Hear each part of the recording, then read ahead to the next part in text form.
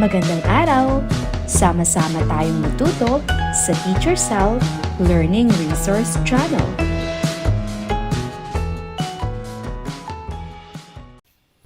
Geomarcy 4, Quarter 1, Week 3.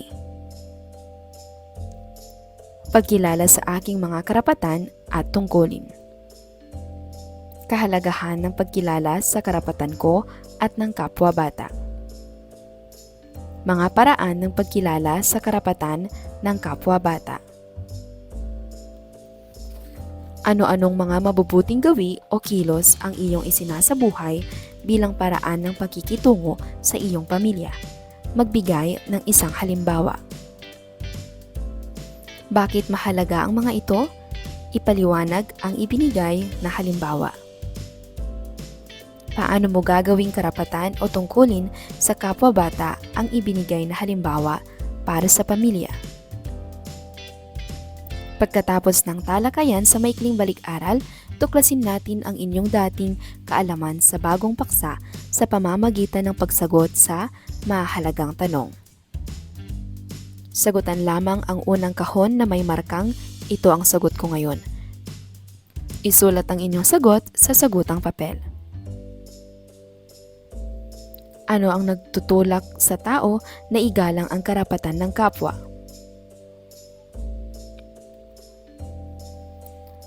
Pagsamasamahin ang lahat ng kahulugan at bumuo ng isang pangkalahatang pahayag tungkol sa aralin. Isulat rin ito sa kahon ng pagkatapos ng pagtatalakay. Ang karapatan, tungkulin at pagiging magalang ay mahalagang bahagi ng mabuting pakikitungo sa pamilya at kapwa. Kapag alam ng bawat isa ang kanyang karapatan, ginagampanan ang tungkulin at nagpapakita ng paggalang, nagkakaroon ng pagkakaunawaan, pagmamahalan at pagkakaisa sa tahanan at lipunan. Para sa mga salita, karapatan, tungkulin, magalang. Ibigay ang kahulugan nito at mga pangungusap. Karapatan, isang bagay na nararapat, matanggap o maranasan ng bawat tao. May karapatan ang bawat bata na makapag-aral. Tungkulin, isang bagay na dapat gampanan o gawin ng may pananagutan. Tungkulin kung tumulong sa bahay at sumunod sa magulang. Magalang, pagpapakita ng respeto sa salita at kilos sa ibang tao. Ako ay magalang sa aking mga guro at nakatatanda sa pamamagitan ng pagmamano. Magbigay ng pansariling kahulugan sa sumusunod na mga salita at gumawa ng pangungusap tungkol dito. Kaugnay na paksa bilang isa, pagkilala ng aking mga karapatan at tungkulin bilang isang bata. Karapatang mabuhay at mapaunlad ang sarili, survival and developmental rights. Article 5, dapat igalang ng gobyerno ang mga karapatan at responsibilidad ng iyong mga magulang na bigyan ka ng direksyon at gabay ayon sa iyong kakayahan. Article 6, may karapatan kang mabuhay at mapaunlad ang iyong sarili at ang iyong mga kakayahan. 7. May karapatan kang magkaroon ng pangalan at nasyonalidad. Karapatan mong mairehistro pagkapanganak. Hanggat maaari, may karapatan kang makilala ang iyong magulang at maalagaan nila. 8. May karapatan kang magkaroon ng identity o pagkakilanlan. Obligasyon ng gobyerno na siguraduhin na ipagkakaloob sa iyo at napoproteksyonan ang iyong pangalan, nasyonalidad at ugnayan sa iyong pamilya. 9. Hindi ka dapat mahiwalay sa iyong magulang, maliban na lang kung para ito sa iyong kabutihan. Halimbawa, kapag pinapabayaan o minamaltrato ka ng iyong magulang.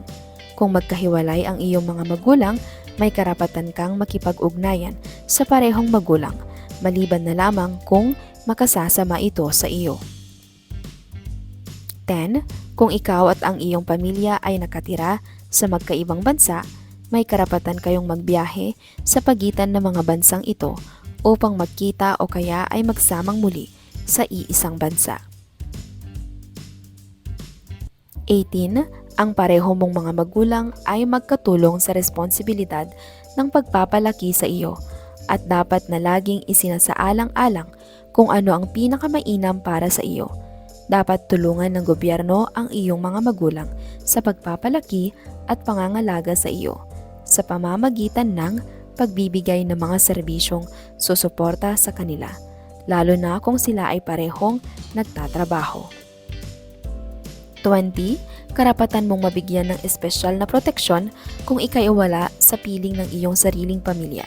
Kung hindi ka maalagaan ng sarili mong pamilya, dapat siguraduhin ng gobyerno na ikaw ay mabibigyan pa rin ng tamang pangangalaga na isinasaalang-alang ang iyong kultura at pinanggalingan. 23. Kung ikaw ay may kapansanan sa isip man o sa katawan, may karapatan ka sa espesyal na kalinga, edukasyon at pagsasanay upang matulungan kang umunlad at magkaroon ng buhay na may dignidad. May karapatan ka sa pinakamahusay na kalidad ng serbisyong pangkalusugan at sa malinis na tubig, masustansyang pagkain at malinis na kapaligiran upang manatili kang malusog. Dapat tulungan ng mga mayayamang bansa ang mga mahihirap na bansa upang makamit ito. 25. Kung ikaw ay nasa ilalim ng pangangalaga ng gobyerno o lokal na mga otoridad, may karapatan kang masubaybayan kung ikaw ay nasa maayos at ligtas na kalagayan. 26. Kung ikaw ay mahirap, karapatan mong matulungan ng gobyerno sa iyong mga pangunahing pangangailangan. 27. May karapatan ka sa antas ng pamumuhay na sapat upang matugunan ang iyong mga pisikal at mental na pangangailangan. Dapat tulungan ng gobyerno ang mga pamilyang hindi kayang ibigay ang mga ito. 28. May karapatan kang mag-aral. Ang pagdidisiplina sa mga paaralan ay dapat may paggalang sa iyong pagkatao at dangal bilang bata. Dapat na libre ang edukasyon sa elementarya. 29. May karapatan ka sa isang edukasyon na nagsisikap paunlarin ng lubos ang iyong personalidad at abilidad.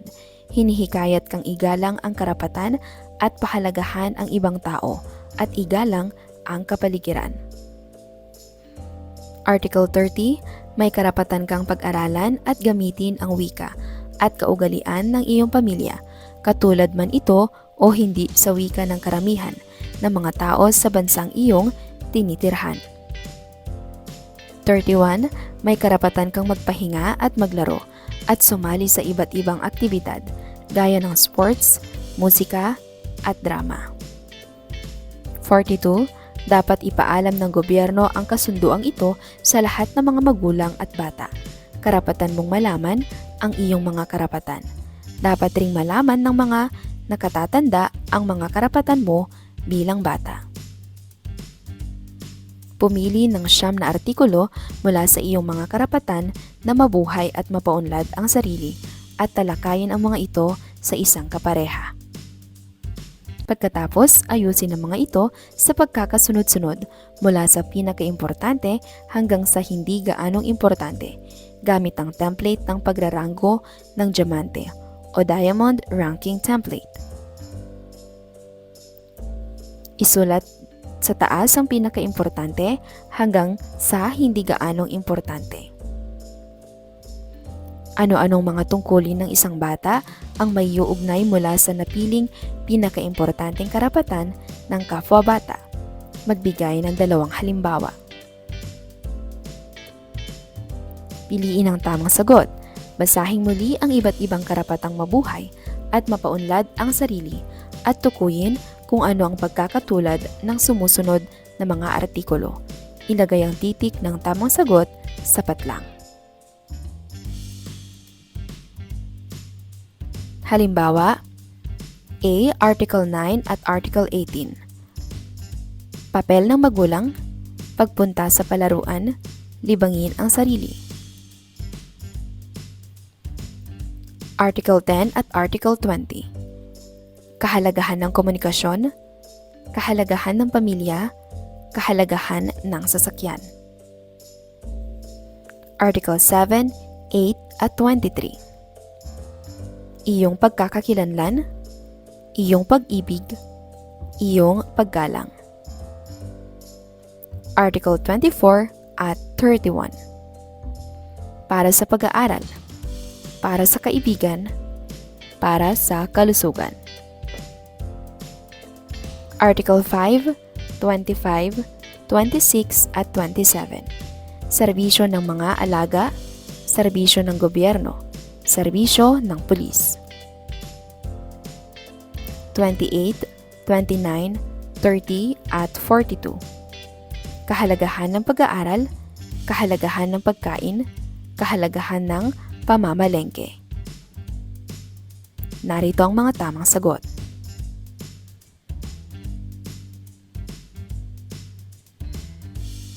Pagmumuni-muni, gumawa ng isang refleksyon na naglalahad ng iyong mga sariling tungkulin sa pagkilala sa karapatan ng kapwa-bata ng may paggalang. Bakit mahalaga ang paggalang sa karapatan ng kapwa-bata? Ilahad ang iyong mga dahilan. Kaugnay na paksa bilang 2, kahalagahan ng pagkilala sa karapatan ko at ng kapwa-bata. Basahin ang sanaysay at sagutin ang mga gabay na tanong. Bakit mahalaga na malaman mo ang iyong mga karapatan? Kahit anuman ang mangyari, hindi maaaring tanggalin o kuhanin mula sa iyo ang iyong karapatan. Ngunit, kung hindi mo alam ang iyong mga karapatan, maaari kang maloko o maisahan ng ibang tao. Sabi nga, walang dahilan ang kamangmangan sa sinuman, kaya't mahalagang alam mo ang iyong mga karapatan. Kung alam mo ito, maaari kang maging child rights advocate o tagapagsulong ng mga karapatang pambata. Bakit mahalaga ang karapatang pambata? Ito ang proteksyon mo mula sa pananakit at pang-aabuso ng ibang tao. Ito ang proteksyon mo sa panahon ng giyera at sakuna. Kung alam mo ang iyong mga karapatan, alam mo rin kung ano ang iyong gagawin sa oras na may mangyaring paglabag sa iyong mga karapatan.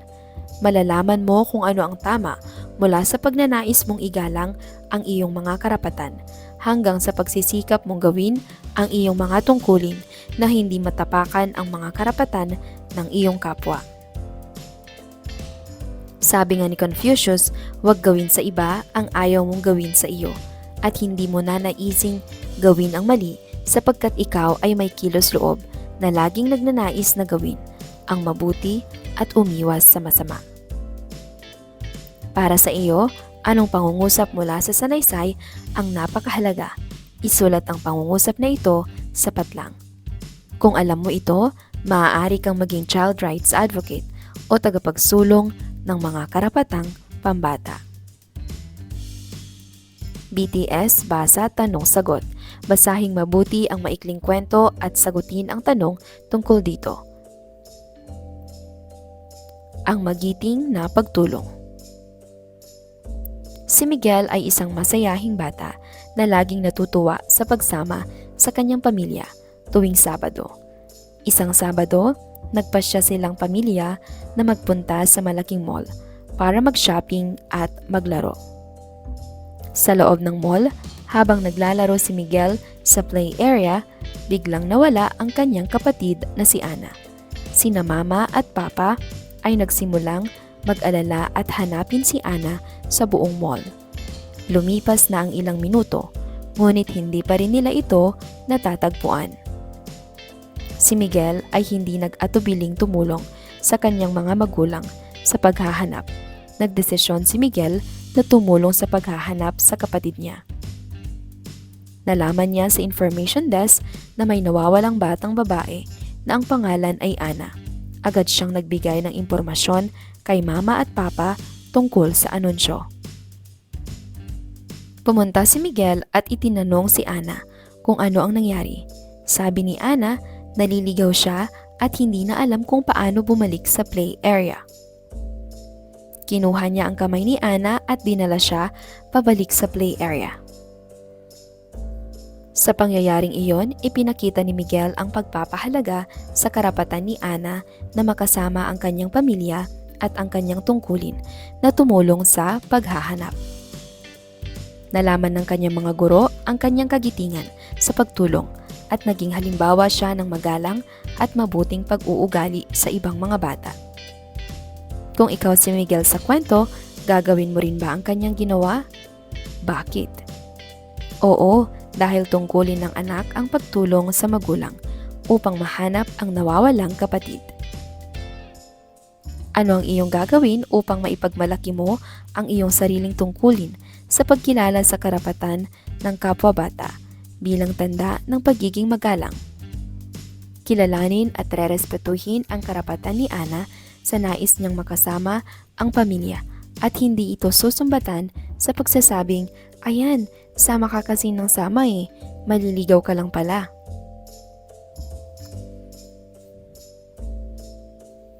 Kaugnay na paksa bilang 3, mga paraan ng pagkilala sa karapatan ng kapwa-bata.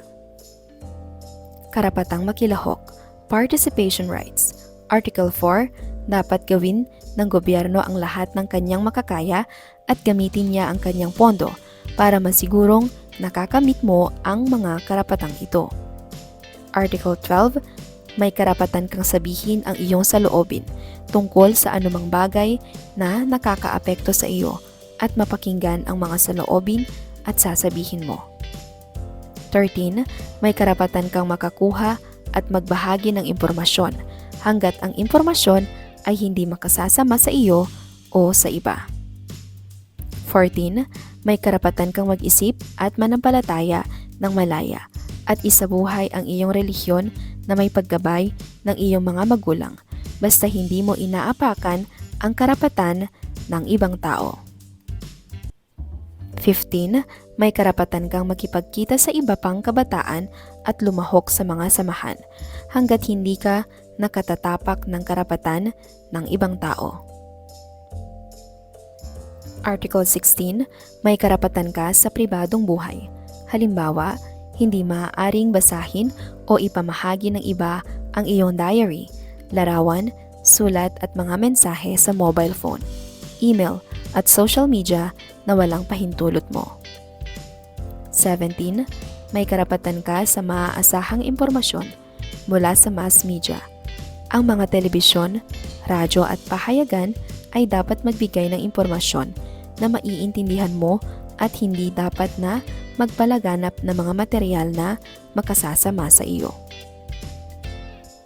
Karapatang maproteksyonan, protection rights. Article 11, may karapatan kang maproteksyonan laban sa kidnapping at pagpupuslit sa iyo sa labas ng bansa. Article 19, dapat siguraduhin ng gobyerno na ikaw ay inaalagaan ng wasto. Dapat kang protektahan laban sa karahasan, pang-aabuso at pagpapabaya ng iyong mga magulang o ng kung sino mang nag-aalaga sa iyo. Kailangang magpatupad ang gobyerno ng mga programa na makatutulong upang maiwasan ang pang-aabuso at matulungan ang mga biktima ng pang-aabuso. 21. Karapatan mong maalagaan at maproteksyonan, inampun ka man o nasa pangangalaga ng isang foster family. 22. Kung ikaw ay isang batang napunta sa isang bansa bilang refugee, dapat makamit mo pa rin ang mga karapatan katulad ng sa ibang mga batang ipinanganak sa bansang iyon. 32.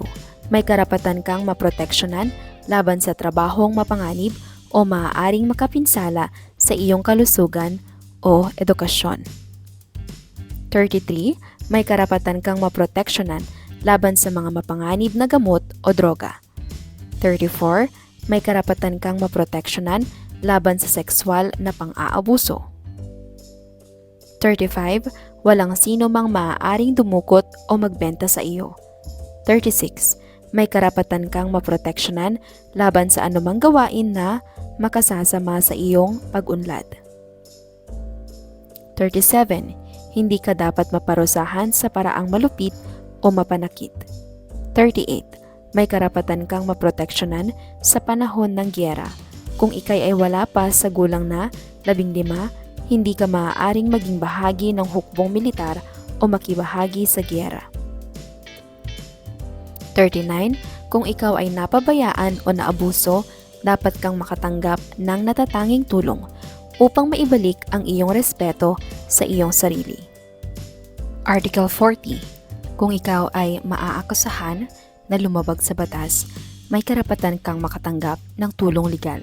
Karapatan mo ring tratuhin ng may respeto at dignidad. Hindi ka dapat ikulong. Ang paglagay sa iyo sa kulungan o pagdaan sa korte ay kailangang iwasan hanggat maaari. 41. May karapatan kang makamtan ang mga karapatang nakapaloob sa batas sa iyong bansa o sa pandaigdigang batas na mas mahusay kaysa sa mga karapatang nakapaloob sa kasunduang ito. Tayong lahat ay naninirahan ng magkakasama sa isang mundo bilang mga nilalang. Mayroon tayong mga karapatan at responsibilidad sa ating sarili at sa bawat isa. Maaari mo bang isipin ang lahat ng mga karapatan na meron ka? Maaari mo bang isipin ang mga responsibilidad mo sa iyong sarili at sa iba? Magbigay ng 3 sariling halimbawa sa sumusunod na mga karapatan at isipin ang katumbas na tungkulin nito sa iyong kapwa at sa iyong sarili.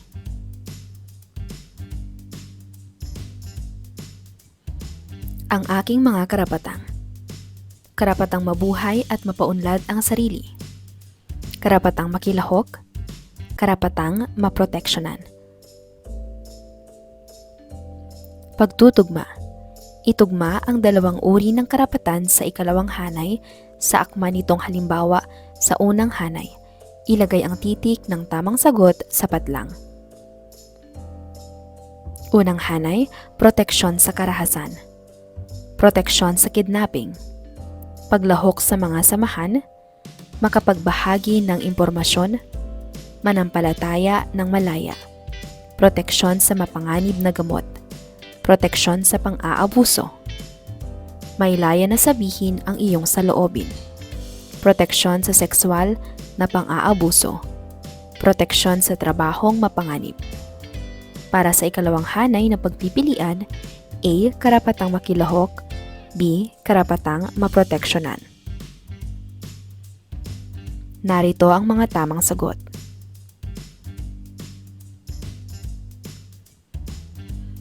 Isinusulong ng United Nations Convention on Rights of Children, UNCRC, ang Child Rights Awareness Campaign at ang Youth Leadership Training.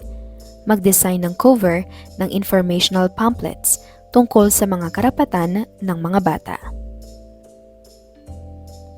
Bilang tanda ng liderato at responsibilidad ng youth leadership, ipaskil ang ginawang disenyo sa bulletin o information board ng inyong paaralan. Karapatan ng kapwa-bata. Tama, mali, dahilan. Sabihin ang tama kung ikaw ay sumasang-ayon o mali kung hindi sumasang-ayon. Kung ang sumusunod ay mga kilos ng pagiging magalang at pagkilala sa karapatan at tungkulin ng kapwa-bata. Isulat ang dahilan kung bakit ito ang iyong sagot. Ang mga karapatan at tungkulin ay mas angkop sa mga nasa gobyerno lamang. Ito ay mali. Ang karapatan at tungkulin ay para sa lahat, hindi lang sa gobyerno.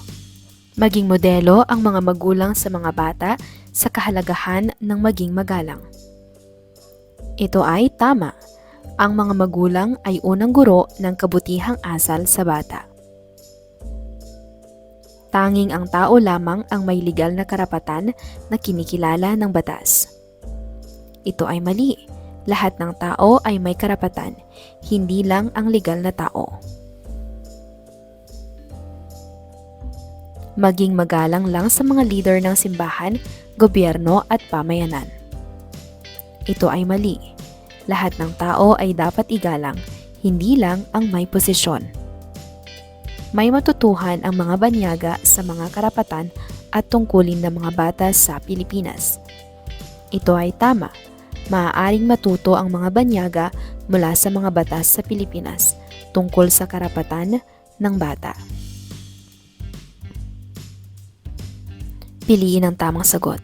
Basahin ang sumusunod na mga tanong. Ilagay ang titik ng tamang sagot sa patlang. Ano ang ibig sabihin ng pagiging magalang sa karapatan ng kapwa-bata? Pagsasabi ng masasakit na salita sa ibang bata. B. Pagsasagawa ng mga bagay na labag sa kagustuhan ng ibang bata. C. Pagkilala at pagsusulong ng karapatan ng kapwa-bata ng may respeto. D. Pang-aapi sa ibang bata upang mapatunayan ang sariling kapangyarihan. Bakit mahalaga ang pagkilala sa karapatan ng kapwa-bata? A. Nagpapakita ito ng pagiging mas superior sa ibang bata. B. Dahil ito ang tanging paraan upang makamit ang tagumpay sa paaralan. C. Ito ang nagbibigay daan sa mapayapang pakikisama at respeto sa isa't isa. D. Upang maipakita na ang isang bata ay may kakayahan na pamunuan ang ibang bata. Paano maipagmamalaki ang pagiging magalang sa karapatan ng kapwa-bata? A. Pagtutol sa anumang kagustuhan ng ibang bata dahil sa sariling prinsipyo. B. Pag-aagawan ang mga bagay na ayon sa sariling interes kahit ayaw ng ibang bata. C. Pagbibigay ng mga insulto at pang-aasar sa ibang bata nang walang pakundangan. D. Pag-unawa sa mga pangangailangan at damdamin ng ibang bata at pagtutulungan ang kanilang mga karapatan. Ano ang maaaring epekto ng pagkilala sa karapatan ng kapwa-bata sa isang komunidad? A. Pag-aawayan ang mga bagay na hindi naman mahalaga.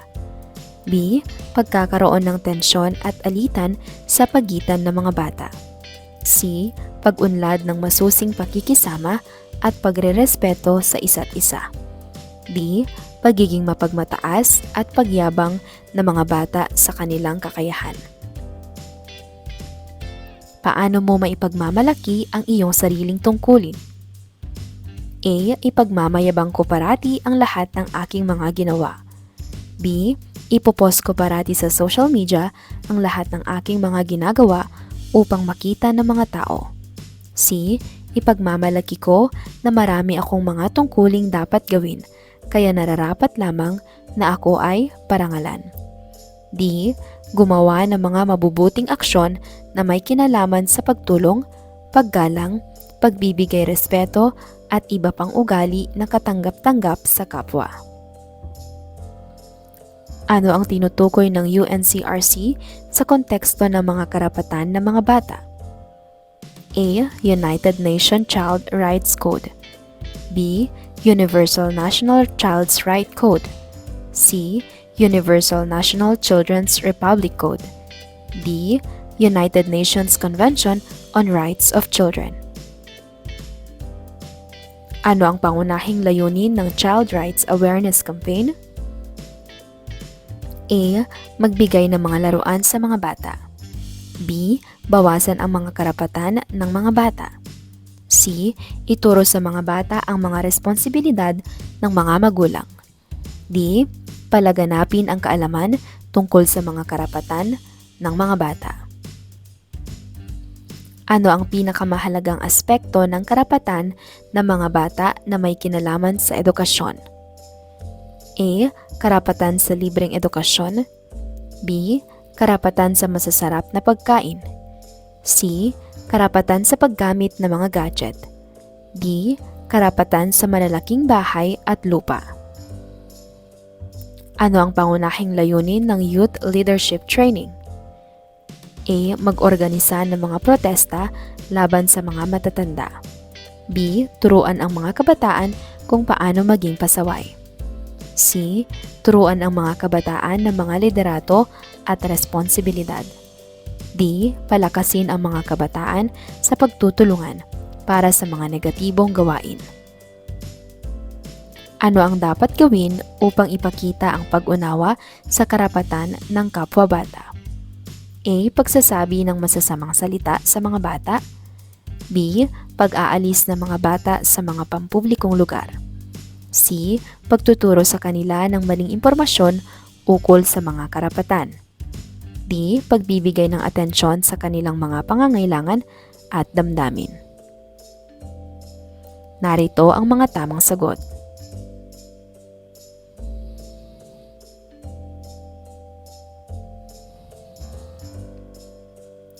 Para sa inyong gawaing pantahanan, JS from Journal Survey from Monday to Sunday.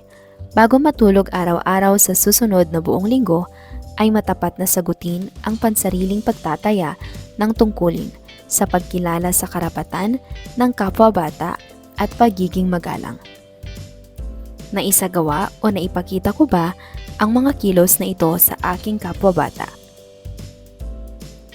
Tamang karapatan, mabuting tungkulin, naging magalang.